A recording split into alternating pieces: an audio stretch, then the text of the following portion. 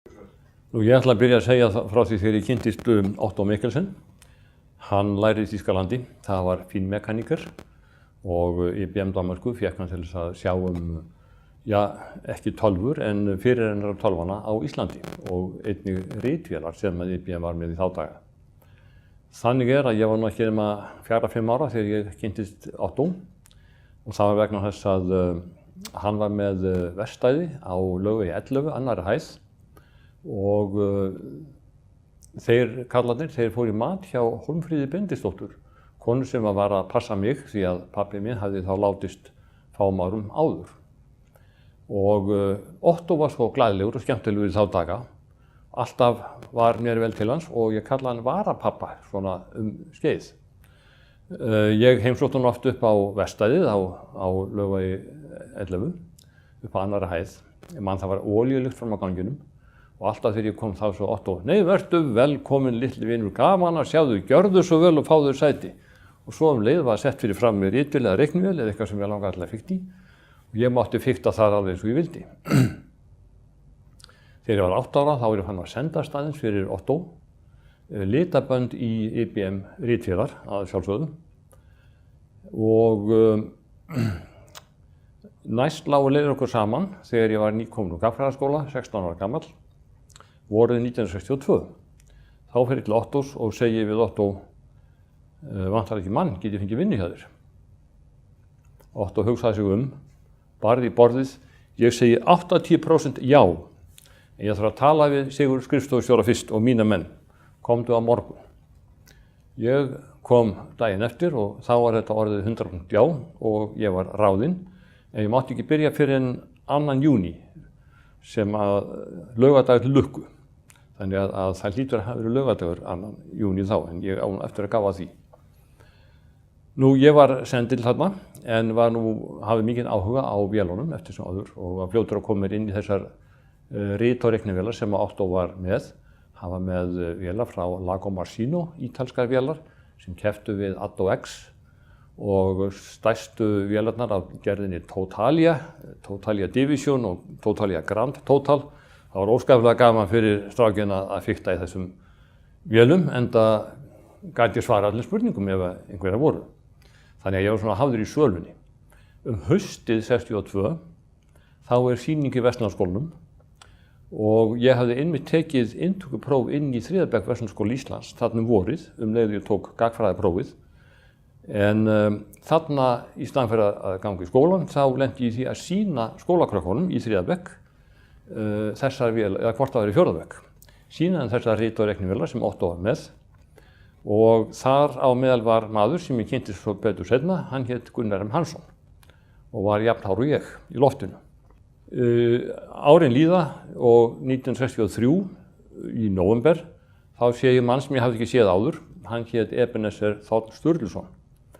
Hann var nýkominn frá Noregi, hafði lært þar á Unit rekordvélar hjá IBM og nú var Otto að fara að opna skýrsluvinnslu Otto Mikkelsen. Þetta var svolítið merkilegt fyrirtæki. Það bauð þjónustu í upplýsingatækni, í gagnavinnslu fyrir fyrirtæki í Reykjavík. Ég man að meðal annars þá keyrðum við út reikninga fyrir málingu. Við keyrðum bókhaldið fyrir Olíuverslun Íslands. Við keyrðum ársstatistikk fyrir Eimskip og Áki nokkur Pétursson sem hafði nú komið við sögu upplýsingatæknar. Hann stýrði því verki og þetta var að sjálfsögðu allt unnið með gatspjöldum. Mér þótti alveg ógurlega spennandi að komast inn í þessi vélar og raðarinn sem raðaði gatspjöldunum, hann var einfaldur. Svo var þarna svokallar samraðari eða á ensku kollator og hann þurfti að tengja með svona lítilli tengitöflu og það var spennandi og það var ég fljótur að læra á. Stærsta og flottasta vélin var tabulator, númer 407 hjá IBM og tengitablan var svona hálfur metri að kant, fjórðungur úr fermetrar eitthvað svoleiðis og með ótal götum og vírum sem átti að setja í á rétta staði og þetta lærði ég á líka. Þarna vann fólk sem hélt nú sambandi löngu seinna, Hjálmtýr Guðmundsson var þarna, með okkur, Sesselja Einarsdóttir og Jón Steinar Guðmundsson, hann var þannig líka. 1965 þá sendur Otto mig til Kaupmannahafnar, til IBM Danmörku, að læra af þeim hvernig ætti að reka skýrsluvinnslu. Og ég þarna í hálft ár. Þannig að Ebenezer Sturluson var svo að hætta þá sumarið og þegar ég kemur heim haustið þá ég gerður að verkstjóra í vélasal. Nú það gekk nú ágætlega svona framan af, en mér var tamara að hugsa vélar heldur en fólk og Sverrir nokkur Ólafsson var ráðinn í ársbyrjun 1966 til þess að svona sjá reksturinn og þetta utanumhald mannskapinn sem þurfti að gera. Við vorum þarna með stóra götunardeild, ég man ekki hvað voru margar götunardömur sem voru kallaðir þá daga, sennilega 5-6 stykki og við þarna 4-5 á deildinni að óperera vélarnar. 1967 þá nú búið að fjalla gengið að minnst kosti einu sinni og orðið þyngra en fyrir öllum rekstri og IBM á Íslandi stofnað. Það fóru 16 manns frá Otto í skrifstofuvélar HF sem voru stofnaðar þá og 16 manns voru eftir hjá IBM. Og ég man að Otto hann bauð mér að velja hvort ég vildi vera hjá skrifstofuvélum í rit- og reiknivélum eða hvort ég vildi fylgja IBM og ég valdi IBM. 1968 þá fær Otto fyrstu tölvuna af gerðinni 1401. Otto, IBM fékk þá þessa tölvu. Hún hafði verið niður í sambandi íslenskra samvinnufélaga áður og ég þannig líklega ekkert að rekja hvaða tölvur voru fyrstar til Íslands, já það má kannski fjalla það. 1963 kemur fyrsta vélin lánsvél á leið frá Kanada til Finnlands að gerðinni 1620. Hún var sýnd hér meðal annars forseta Íslands og verkfræðingum frá Rekstrarstofu Háskólans og Raunvísindastofnun Háskólans. 1964 kemur 1401 tölva til skýrsluvélar ríkisins, var keypt og seinna sama ár kemur önnur 1620 vél keypt til Reiknistofunar Háskólans sem við minnir hafa verið stofnuð þá.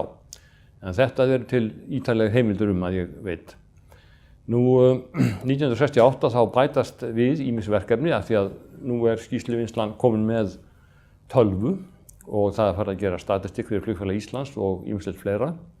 Það farið að búið til launakerfi og í dag þykir mann þetta svolítið ótrúlegt því að þessi vél hafði 4K minni, sem sagt 4000 tölvustafa minni. Í dag á ég tölvu sem með 8 gigabæta minni, sem náttúrulega 2 milljón meira heldur en þetta. Ótrúlega hvað hægt var að gera í þá daga, en forritunarmálið hét SPS, Symbolic Programming System, og ég var fljótur að læra það af bókinni. Svo var mér fengið verkefni, nú skaldu forrita þetta forrit í fyrsta sinn, og ég settist niður, hróður með penna minn, hvað lætum vélina að gera í fyrsta sinn? Og ég svindlaði og gáði í forrit hjá Elíasi Davíðssyni, sem var forritari, fenginn frá Bandaríkjunum, og read a card, það var fyrsta, lesa fyrsta spjaldið og það gerði ég og síðan rakti hvað annað. Þar með bara ég komin í forritun. Nú,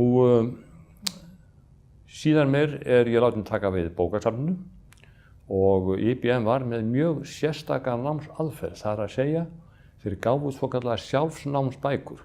Það var hægt að læra þar grundvallar hugtökin í tölvuvinnslu, hvernig ætti að handla gögn, hvernig ætti að forrita og svo framvegis. Svo tókum við námskeið þegar að menn voru búnir að fara í gegnum þennan lestur og taka prófið. Og áður en að mönnum var hleypt inn á námskeið, þá voru þeir látnir taka svokallað hæfnispróf til þess að svona, sjá bara hvort þetta lægi opið fyrir þeim eða ekki. Þetta þótti mjög sérstakt í þá daga að vera að forrita og þarna var IBM eina fyrirtækið á Íslandi sem að bauð upp á þessa þjónustu. 1401 serían var nú á útleið hjá IBM og System 360 serían, hún var auglýst 1963-64 en blómstraði nú reyndar ekki fyrr en eitthvað 2 árum seinna. Þetta var mjög yfirgripsmikil vél frá módel 30 og upp í módel 90, vissundi stærðir. Þú gast tekið verkefni og skalað upp alveg nánast endalaust í þessu nýja kerfi sem hét 360 vegna þess að hringurinn er 360 gráður og þetta var perfekt vél eins og hringur. 1965 kemur svona mini-útgáfa af þessari gerð, 360-20 og hún var kynnt með Kurt og Pí á Hótel Sögu. Leið tilkynnti Otto Mikkelsen að skýrsluvinnsla hans hefði keypt eina slíka vél sem aldrei varð því að þetta var að IBM á Íslandi skömmu síðar. 1970 þá kemur ný vélategund, System 3. Hún kemur ekki frá Poughkeepsie og Endicott eins og gamlu stóru tölvurnar, heldur frá Rochester í Bandaríkjunum. Þeir höfðu verið að framleiða kollatora eða samræðara fram að þessu og þessi litla nýja tölva, hún hafði svokallega multifunction card unit, það er að segja hún gat lesið gatspjöld, gatspjöld, áritað þau og gert allt við þau sem á gamlu vélarnar hafði getað gert áður. En gatspjaldi var nýtt að nálinni, það var 96, það komast fyrir 96 stafir í því, 20% meira heldur en í gamla IBM spjaldinu sem hafði bara 80 stafi. Og þess var nú óspart flaggað og mikið reynt að selja þessa vél og þessi vél seldist á Íslandi vegna þess að hún hentaði markanum betur heldur en stórtölvurnar gerðu. Þess var ekki langs að bíða að það kæmi diskur í þessa vél, 2 megabæta með minnir og þá hét hún System 3 Model 6 og ég man að ein slík vél minnst var seld til Ísafjarðarkaupstaðar og ein System 3 Model 10 var seld í Iðnaðarbankann og þær voru fleiri. Ég sótti að fá að læra þessar vélar og kerfisfræði í leiðinni og það var veitt. Ég var sendur til London, til Basingstoke að læra á, ég var ekki sendur til Basingstoke, ég var sendur til London og læriði þar kerfisfræði í Sudbury Towers sem er sunnarlega London. Var það í marga mánuði og kynntist nú fólki þarna ytra. Fer síðan þaðan til Danmerkur og læri á nýja vél sem heitir System 32. Og af hverju það? Jú, þetta var System 3 taka 2 eða sem sagt annað uppfært módel. Þessi vél hafði þá nýjung að hún var með lítinn skjá. Það voru 40 stafir í hverri línu og 8 línur og þarna var áfastur prentari. Maður gat unnið á skjánum og prentað. Þetta var einmenningsvél, þetta fyrsta einmenningstölvan á Íslandi má ég segja, kom hingað til lands 1975 og það var mitt hlutverk að kynna hana hér á landi og kunna á hana og geta gert allt á hana. Hún seldist eins og heita lumur, þessi vél, og 1975 þá kvæntist ég konu, breskri, sem ég hafði kynnst úti í Englandi og við fluttum heim sumarið 75 en í janúar 76 næsta ár þá var ég sendur til Ísafjarðar til þess að konvertera og flytja gögn og forrit úr System 3 Model 6 yfir í nýja System 32 vél og kona kom með og þarna var ég fyrsta sem æfinni sem hún var í sólarleysi allar 3 vikurnar sem við vorum þarna. Ég átti nú frændfólk á Ísafirði þá og María móður systur mín var nú betur en engin þegar við vorum þarna í, hvað ég má segja, útlegðinni frá Reykjavík. 1978 kemur svo System 34 vél IBM. Þetta var fjölnotendavél, það er að segja að það gátu margir unnið á þessa vél. Og þarna þurfti maður að læra nýja tækni og hvernig ætti að stýra og stjórna þessari vél, því að hún hafði ýmsa möguleika í þeim efnum. Þessi vél var fengin til að leysa af eldri vélar á Akureyri. Ég man að ég fór þangað árið eftir líklega með Ómari Nákvæm Kristinssyni, kerfisfræðingi hjá IBM og þar vorum við að þýða forrita haug, ég var að þýða fjárhaldsbókhaldið og hann var að þýða viðskiptabókhaldið. Og þá tók ég á það ráð að í illgirni minni, ég gaf sjálfum mér hærri forgangan honum. En það skildi hann ekki hvernig að því stóð að mín forrit kláruðust þetta af undan hans. En þannig var það nú bara. Við höfðum gert mikið af að forrita á þeim tíma. Ég fjárhagsbókhaldið, Ómar viðskiptabókhaldið og það var búið til svokallað gjaldendabókhald fyrir bæjarfélög og það var búið til launabókhald líka með bónusútreikningi. Þannig að þessar vélar, þessar System 3X vélar sem svo voru nefndar, þær komu sér ákaflega vel út allt land bókstaflega. Já, ÁTVR var staðsett í Borgartúni í þá daga. Þetta var 1979, skrifstofan var á annarri hæð og lagerinn í kjallara. Ef þú vildir kaupa áfengi, þá fórstu fyrst upp á aðra hæð og það var velréttur reikningur, þú borgaði reikningin, fórstu niður í kjallara og sóttir brennivín, eða vínið, eða viskið, eða hvað það nú var sem að menn vildi kaupa. Fórstu út með kassa og flöskur út í bíl. Það voru 4 ritvélar í því og 4 dömur í því að vélrita reikningana í þá daga. Og það var meir en þurfti vegna þess að 25% reikningana voru kreditreikningar. Ástæðan var sú að menn fóru upp á aðra hæð, borguðu, fóru inn í kjallara, svo kannski ekki til að lager það sem var beðið um. Þá þurfti að velja eitthvað annað, fara aftur upp á aðra hæð, vélrita kreditreikning, nýjan reikning fyrir þessi sem átti að kaupa og síðan fara niður í kjallara aftur og vona að sú vara væri nú örugglega til. Þeim þótti nú komin tími til að fá sér tölvu sem héldi utan um lagerinn og lagerinn var talinn einu sinni í mánuði svo að það var mjög gott lagerkontról hjá þeim þó að svona færi. En hún mátti ekki kosta mikið og IBM seldi ÁTVR tölvu á gerðinni Series 1 sem að þá var verksmiðjutölva, ekki svona kommersjál eða viðskiptatölva eins og System 3X hefði verið eðlileg fyrir þá. System 34 hefði verið alveg prýðileg, en hún var á dýr. Og svo var Ystiki Örn Kaldalón sendur út til London einu sinni enn til þess að læra forritunarmálu sem hét EDX, Event Driven Executive hét það. Og frá hausti 79 og fram til áramóta þá var ég að forrita þetta og lauk því í desember. Það var skrifað upp á kerfisprófið í desemberlok og kerfi tekið í notkun 1. janúar 1980. Þetta kerfi það var í notkun í 9 ár en forritinu tók sinn tíma vegna þess að það vantaði allt sem að í venjulegum vélum, getum við sagt, tölvum. Það var meðal hvernig á að ritfæra upphæðir. Það vantaði svokallað spúlkerfi eða biðfærslukerfi í þetta.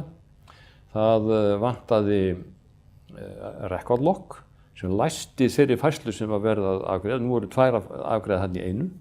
Þetta þurfti alltaf að handsmíða og svo vantaði index líka í þetta. Ég þurfti að finna upp indexkerfi og smíða það. Þetta hafðist nú alltaf hann. En eitt gátu þeir ekki gert sjálfur. Þeir kunni ekki að hækka verðið. Það kom svona aðeins seinna og ég þurfti að fara niður eftir nokkrum sinnum á næstu vikum og mánuðum að hækka áfengisverðið og upp í IBM skaftalíð þá var farið að spyrja, já, hvert Örn að fara? Því að ef ég var að fara niður á taugaferð þá þurftu menn að hlaupa út og kaupa sér flösku áður en ég hækkaði. En svo smíðaði ég forrit sem gat hækkað annarkot prósentvísi eða fasta upphæð, þannig að það leystist nú það mál. Kerfið var í gangi í 9 ár og dugði þeim alveg fram að því að Windows-kerfin voru komin vel á legg. 1980 gerist annað, það eru teknar nýkrónur á Íslandi. Og það var nú meira en að segja það þurfti að breyta bókstaflega hverju einasta forriti á landinu í System 3X vélunum og eflaust í öllum tölvum sem að höfðu eitthvað með krónur að gera því að það voru teknir aurar og það sem áður hét 10.000 krónur hét núna 100,00 krónur, ekki satt. Svo það þurfti að breyta þessu. Það þurfti ekki að breyta öllum upphæðum en það þurfti samt að breyta sumstaðar. Gengi og annað slíkt það breytist en það er engin hægðarleikur að breyta öllum skrám í öllum tölvum. Þetta var leyst snyrtilega af Jóni Vigni Karlssyni, sem þá var yfirmaður kerfisfræðideildar. Hann fann algoritma sem að fann tölurnar, þær voru ekki geymdar eins og venjulegir stafir, þeir voru geymdar í pakkaðar tölur. Og það mátti passa sig að breyta ekki pökkuðum tölum óvart. Þessi algoritmi virkaði og ég man ekki eftir neinu dæmi að tölur hafi misfarist í þessum hremmingum. Því að það var úr þessu kerfi sem að ég setti saman og setti hnút á og var farið með út allt land til þess að breyta í nýkrónur hvaðan þeim var á landinu. Björgvin Schram var kerfisfræðingur á þessu kerfi en ég var forritarinn af þessu sem sagt. Og Bergsteinn Þórarinsson tók að sér að fara með kerfi út allt land og breyta í öllum krummaskuðum á landinu. En það kom fyrir að íslenskir stafir eð og þ voru teknir fyrir pakkaða tölur og þær breyttust í eitthvað annað. Það kom ekki að sög, það var bara í textanum og það var hægt að laga það með handafli. 1980-81 þá eru 734 tölvurnar orðnar of litlar sumstaðar, eins og til dæmis hjá rekstrartækni og Eimskip. Og þá renna menn hýru auga til nýrrar tölvu sem hér 738. Hún var miklu öflugri heldur 734, margfaldur öflugri og byggði á allt annarri tækni. Hún hafði það sem heitir single level storage, það er að segja þér sama hvort þú ætlar að vinna í minninu eða á diskinum. Það kom þér ekki við. Vélinn sá að útluta plassi á diski og ef það var komið meira í minnið heldur en vélinn þoldi þá bara skuttlaði út á disk og sá maður sækja það aftur. Þetta var svona nýlunda í þá daga, þetta var kannski að koma í stórtölvunum leið, en þetta gerði vélina afskaplega sveigjanlega. Þar að ekki skiptust þú niður í subsystems, undirkerfi, og maður gat lagt mismunandi áherslu á mismunandi hóp manna. Eðlilegast var að þeir sem væru að vinna dagstaglega, beintengt, interaktíft, að þeir fengju forgang, en að raunvinnsluverkefnin gátu að hirt þann part sem var afgangs. Og þess var mjög auðvelt að stjórna í 738 og ég var sendur út til Basingstoke við annan mann að læra þetta. Sturla Þengilsson fór þarna með mér og við vorum þarna vikum saman að læra þessa nýju tölvu sem var allt öðruvísi laginu heldur en það sem við höfum kynst fram að þessu. Ég man að rekstrartækni sem Sturla vann hjá, þeir voru með 3 eða 4 730 fjarka sem að verkefni voru flutt yfir á 38. Og Eimskip fékk líka svona vél. Þeir voru nú svolítið nískir eða minnið var dýrt. Þeir hafði hann ekki nema 1,25 megabæti og hún snerist hægt og illa. Það var aukið upp í 1,5, hún snerist betur og loks splæst fyrir 2 megabæti og þá keyrði hann alveg eins og engin. Þetta var minnisfrek vél en afskaplega sveigjanleg á alla kanta. Mér vannst nú ekki mikil tími til að fylgja þessari vél eftir því miður, því að ég var sendur til IBM Canada, til Toronto í Kanada, í Toro Lab, að rannsóknarstofu þar. Við 38 tók Bergþóra Ketilsdóttir. Hún hafði ekki haft nærri eins góð tök á því að kynna sér þessa vél eins og ég og hún stofnaði hóp, þess að veru 4 notendur, og hún stofnaði hóp notenda, 738 klúbbinn, sem svo var nefndur, og þeir hjálpuðu hver öðrum, þeir kendu hver öðrum. Leið og Bergþór náttúrulega lærði þetta smátt og smátt að hantera þetta. Þessi klúbbur hélt áfram og seinna tók svokallaður AS400 klúbbur bara beint við af 38 klúbbunum.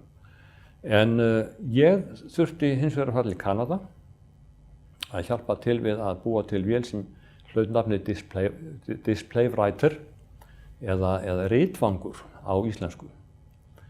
Þessi vél var þeim kostum búin að hún gat, það var mjög auðvelt að semja skeit og skjöl á hana og hún átti að geta orðprófað líka.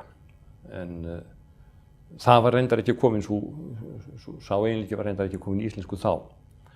Það sem að deildin ég vann á var prófunardeild. Ég komst fljótt á raun það að þessi deild virkar alveg öfugt við forritunardeild.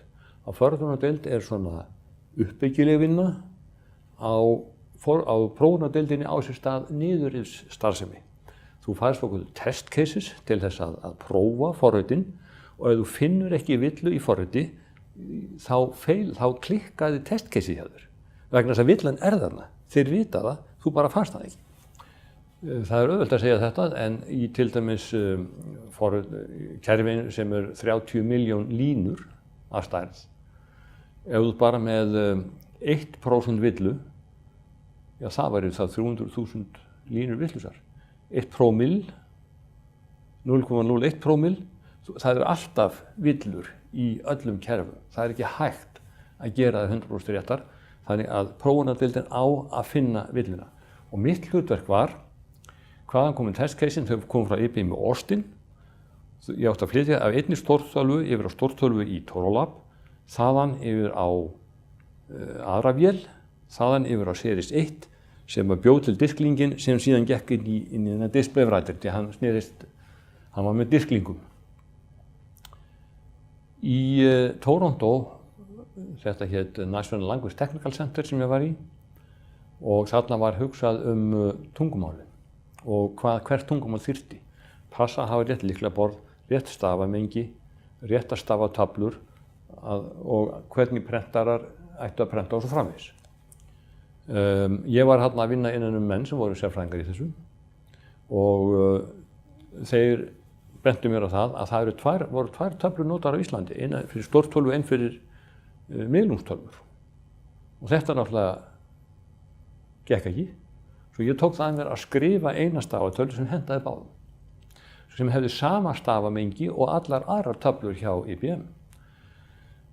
Þetta tókst og hún hlaut vinnunafnið M256. 256 var fjöldi stafana í þessum töflum og hún var stöðluð hjá IBM þessi tafla, kölluð Country Extended Code Page 871. Það var númerið sem hún fékk loks. Hún heitir þetta enn þetta í dag og til að gera langa sögu stutta, allar stór- og miðlungstölvur á Íslandi eru í dag með þessari töflu.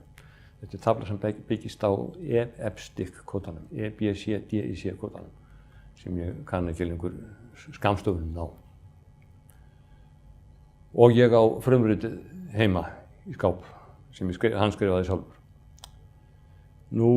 Display-writerinn tók aldrei flugið hér á landi, en ég kem heim frá Kanada í janúar 1984 og þá málið að setja í gang svokallað orðprófun. Það er að segja að tölvan á að geta yfirfærið textan hjá þér og fundið röng orð. Þetta var tækni sem við höfðum ekki og ég fann mann í Bandaríkjunum sem gat hjá IBM að sjálfsögðu, sem gat vísa á annan sem var sendur til Íslands og gat hjálpa okkur með þetta. Sá hét Craig Corbin og hann var hér sumarið 1984 að kenna okkur listina. Craig Corbin kunni hins vegar ekkert á íslenskt mál og þegar hann sá íslensku stafina og dauðalíkilinn á hnappaborðinu þá sagði hann, þetta er ekki hægt, við getum þetta ekki. Það var úr þessu langt þref og samskipti við IBM í NLTC hjá Toronto, nú var gott að eiga þá að. Og endaði með því að við gátum þetta. Og haustið þá var farið að taka saman fyrstu orðin í orðprófun. Og það var gert þannig að það voru teknir orðabók Háskólans var fengið til verksins.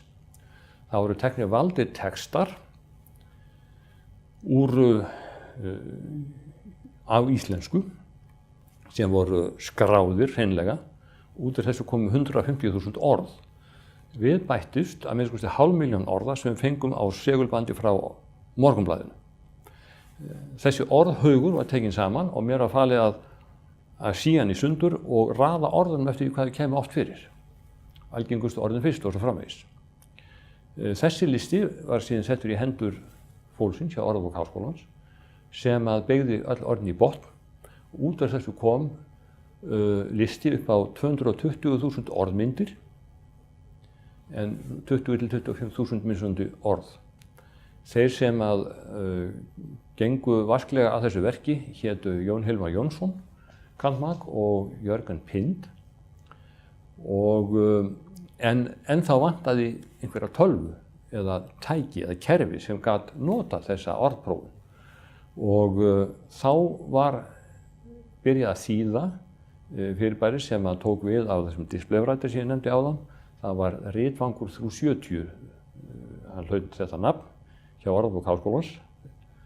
Display-writer 370 var nefndur Ritvangur 370 og Jón Hilmar og Jörgen Pind þeir fóru að þýða þetta.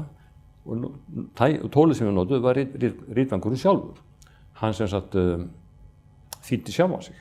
Og þá var svolítið skondið að sjá hvernig boð og texti og valmyndateksti smá breyttist. Var köflóttur fyrst enska og íslenska, var smám saman íslenskari og að lokum var hann alíslenskur. Og við gátum farið að bjóða fyrsta kerfi á Íslandi sem gat orðprófað. Þessi orðprófun hafði meira en það að hún þekkti samsett orð til dæmis og hún gat komið skynsamlega tillögur ef að eitthvað orð var ekki rétt stafsett. Þetta var bylting að sjálfsögðu og í framhald af því að við þýddum Ritvang 370 þá var ákveðið að ráðast í að þýða stýrikerfi á vél sem að þá var að koma. 1987 þá er farið að tala um vél sem að IBM er að láta koma að marka í staðan fyrir 3X seríuna gamlu sem er búin að ganga nú í nokkur ár. Sú vél kemur fram á sjónarsviðið 1988 og heitir AS400. Það var stofnuð þýðingarstöð af IBM og Orðabók Háskólans. IBM sá tæknina, Orðabók Háskólans sá að útvega fólk sem að gat þýtt og gert það vel og IBM borgaði brúsann. Það var opnuð þýðingarstöð í Sigtúni 3 og þar voru 22 að vinna þegar flest var. Við þýddum fleira heldur en þetta kerfi, AS400 stýrikerfið. Við þýddum líka kerfi sem heit Profs og Talsjá eða Speech Viewer, svo ég nefni svona tvö þau helstu.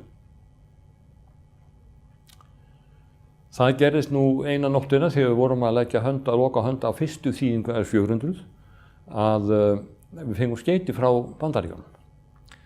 Það var dagur þar þá en nótt hjá okkur og það stóð einfaldlega í skeytinu að því miður getum við ekki skaffað okkur íslenska stafi á fyrstu útgáfu AS400 heldur bara á útgáfu 1.2.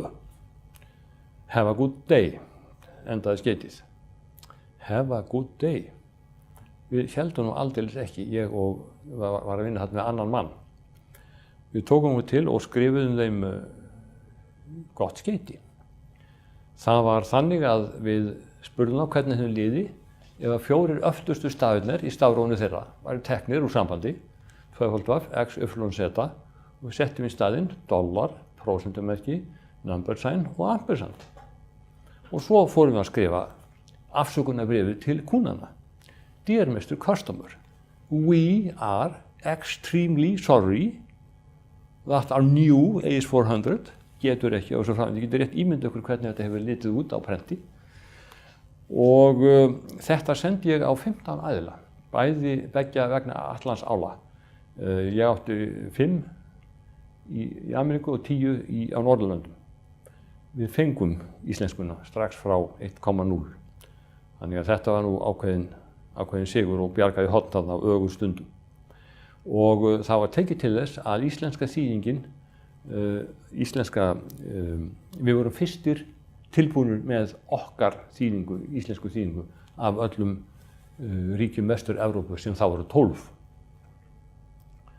Þessar þýðingar kostuðu sitt og þegar maður byrjar að þýða einu sinni þá verður maður að halda áfram. Maður verður að halda við þýðingu og það gerðum við og það gerðu öll löndin. Og oft þurfti ég að fara út og ræða þessi mál og ég man að í eitt skiptið 1990 cirka þá var rætt það að IBM hefði eytt $100 milljónum í að þýða fyrir Vestur-Evrópu og það var okkur til happs að Ísland var tekið með í pakka þessara 12 landa sem þá voru. Sá sem þessu stýrði hét Sjarm Schaefer og hann sagði bara sem svo okkur er alveg sama þó að Þýskaland borgi fyrir Ísland við látum þá alla þýða. Norðurlöndin voru sjálfsögðu með þessu og þau lönd sem tilheyrðu efnahagsbandalaginu eins og það var þá. Þessari þýðingu er haldið við enn dag í dag og ég var við annan mann að ljúka henni núna bara og senda versjón 7.3 til Rochester, þar sem að verður byggt þetta stýrikerfi. En til að byrja með þá vorum við nú látin byggja stýrikerfið. Það var reynt að láta okkur byggja það sjálf. Það tókst ekki að byggja það almennilega í löndunum svo að kerfifræðingar urðu að ferðast til Rochester í Bandaríkjunum, í Minnesota, til þess að byggja stýrikerfið og þangað fór ég 14 sinnum til þess arna. Þýðingamálin voru náttúrulega geysilega stór liður og var greiddur af IBM. En 1992 þá kemur Babbi bátinn. Það farið að fækka hjá IBM og liður í því að leggja niður IBM á Íslandi. Það var mikil taugatitringur í kringum þetta. Og Nýherji stofnaður í framhaldi af þessu. Það var sagt upp 12 manns. Við hin fengum að halda sömu launum og sömu kjörum nema einu.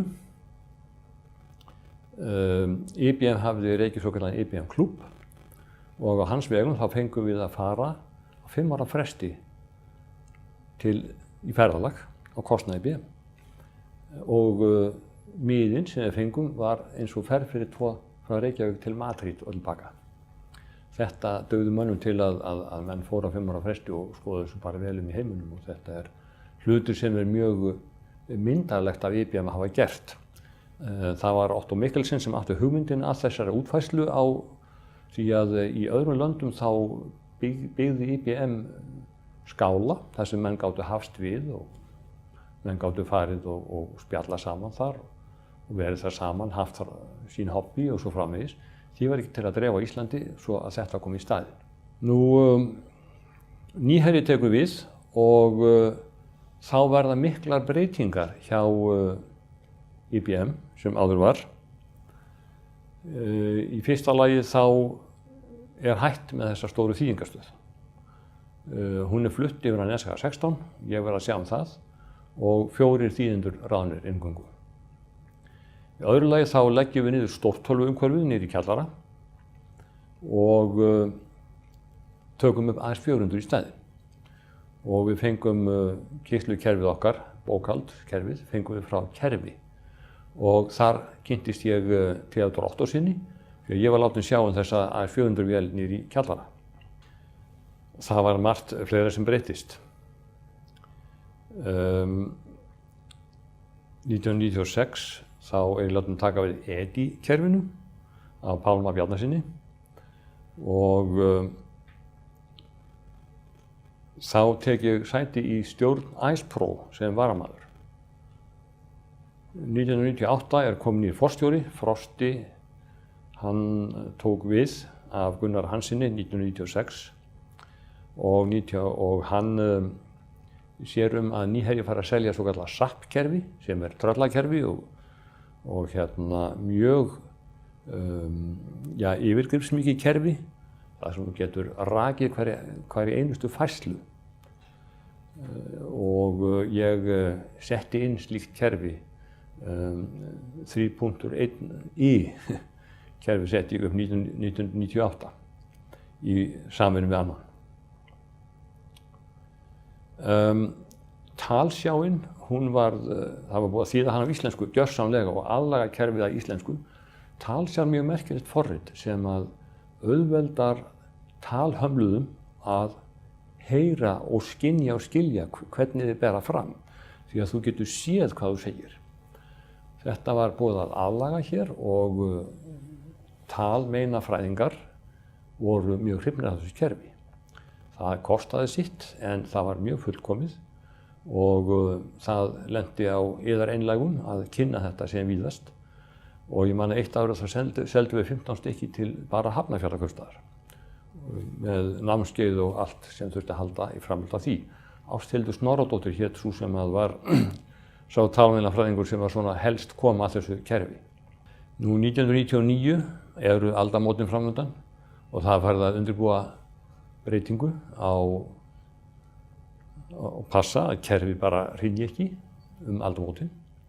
Samt gerðist nú það að EDI-kerfið okkar, það brast okkur í janúar 2000 og þá byrjuðu skrif til Hollands að fá annan módúl svokallaðan. Það gekk nú allt upp og kerfið tók við sér aftur seinna í janúar, eftir innan vika á janúar, eitthvað svoleiðis. En það mjög alvarlegt ef að EDI-kerfið klikkar bara vegna sölunar eða söluleysis öllu heldur sem það hefur í för með sér. 30. ágúst 2005, þá ég 60. Daginn eftir, þá hringir mig maður okkur, Karl F. Garðarsson heitir sá, formaður Icepro. Ég þekkti hann vel því ég var búinn að sitja í stjórn Icepro síðan 96 og hann vantaði framkvæmdastjóra. Framkvæmdastjórinn hafði sagt upp og var búinn að finna sér betra starf og hvort að ég væri til í að taka við því. Og ég hélt nú bara, ég kannast nú vel hvað þeir voru að gera og sagði bara já takk, byrjaði hálfurstarfi frá 15. september. Ég byrjaði hálfurstarfi frá 15. september og það var mikið að gera og mjög athyglisvert starf sem þarna fór fram. Þetta nefnd rafræn viðskipti og það var í mörg horn að líta. Icepro hafði sett á fót EDI-kerfið á Íslandi, það gekk snurðulaust, en nú horfðu menn til þess að internetið var komið og menn vildu fá XML-kerfi í gang og nú var að sinna því. Hins vegar þá höfum við hjónin ákveðið að flytjast nú til Bretlands. Ég var búinn að halda konunni á Íslandi í 30 ár og henni þótti það nú alveg nóg og sagði sem svo nú skildu við næstu 30 árin í Bretlandi og ég sagði já.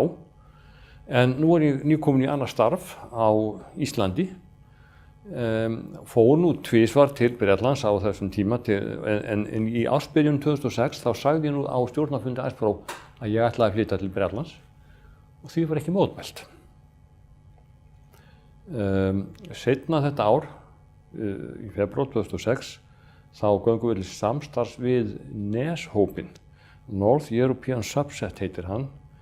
Þetta var hópur Norðurlandana og Bretland var með í upphafi að taka upp XML rafræna reikninga á Norðurlöndum. Til að gera langa sögu stutta þá hefur það gerst. Sögu í Icepro þarf að rekja helst á öðrum vettvangi. Ég ekki tilbúinn að segja frá því hér og nú. En í síðustu viku þá hélt ég 11. aðalfundur minn því að framkvæmdastjóri heldur aðalfund Icepro eða undirbýr fundin þó að formaður sé nú í pontu og stýrir honum mest megnis.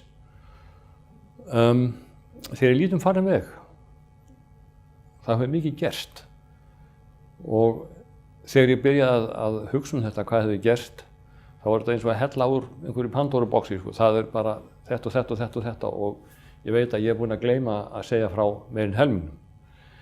En eitt vil ég segja, ég og Otto Mikkelsen heitnum, margt gott að þakka. Hann var nú ekki varapabbi minn eins og ég kallaði hann þegar ég var 5 ára, en kannski kom hann í staðinn fyrir minn eigin föður sem hét Þórður Kaldalóns, var garðyrkjufræðingur og féll aldur fram 33 ára gamall árið 1948. En Otto á í margt gott upp að unna. Takk fyrir.